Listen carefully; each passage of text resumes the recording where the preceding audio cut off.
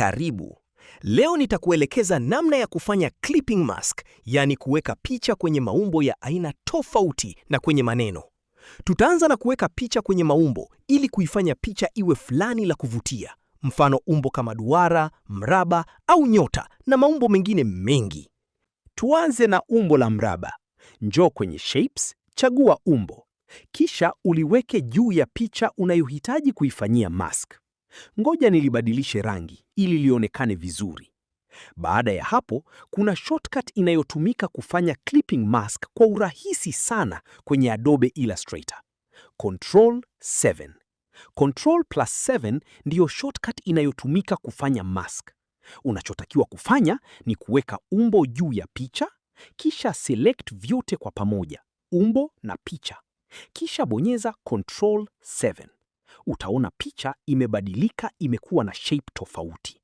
Baada ya kuwa kwenye mask, unaweza kuongeza stroke au border inayoizunguka picha. Na stroke unaweza kuiwekea rangi tofauti ili picha iwe na muonekano mzuri na wa kuvutia.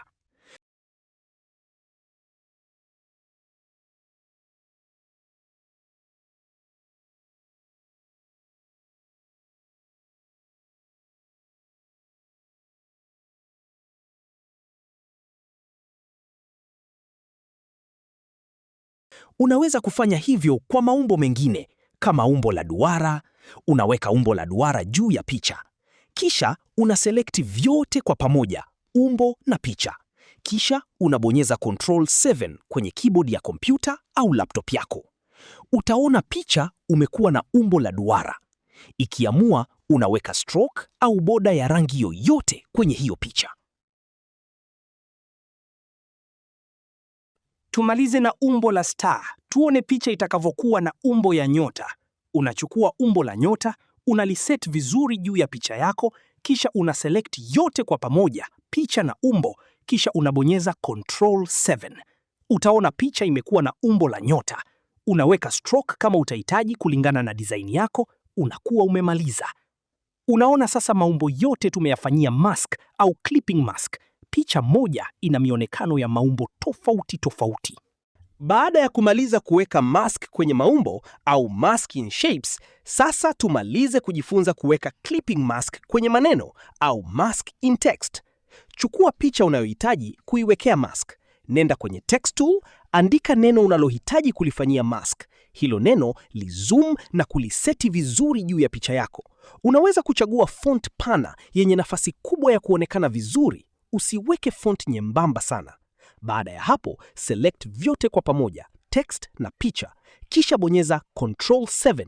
Utaona picha imekopi umbo la maneno na kufanya picha ionekane ndani ya maneno.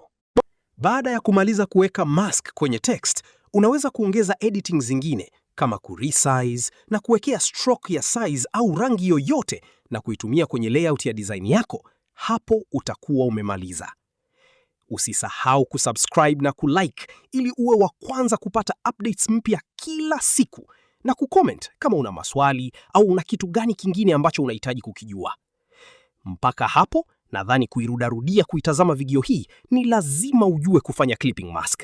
Kama unataka kuwa professional kwenye design, usiache kunifuatilia kwa maujuzi mengine mengi nitakayoachia kila siku. Ndiyo kwanza tunaanza. Twende pamoja.